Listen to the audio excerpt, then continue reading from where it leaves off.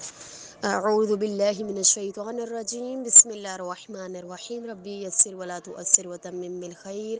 السلام علیکم ورحمۃ اللہ وبرکاتہ۔ امید ہے تمام خیرن خیریت سے ہوں گی۔ جی خیرن، ہمارا فقہ قدر جس میں ہم محتضر کے احکامات تک پہنچے تھے، اور آج ہم مرنے کے احکام کے بارے میں بات کریں گے، یعنی کہ مرنے کے بعد کے احکامات۔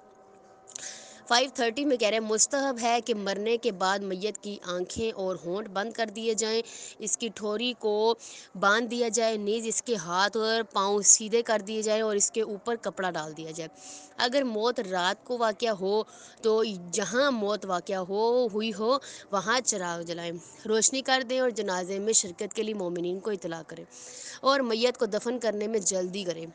لیکن اگر اس شخص کے مرنے کے بعد یقین نہ ہو تو انتظار کریں، یعنی اس کے مرنے کا یقین نہیں ہے تو پھر انتظار کریں تاکہ صورتحال واضح ہو جائے۔ علاوہ ازیں اگر میت حاملہ اور بچہ اس کے پیٹ میں زندہ ہو تو ضروری ہے کہ دفن کرنے میں اتنا توقف کرے کہ اس کا پہلو چاک کر کے بچہ باہر نکال لے اور پھر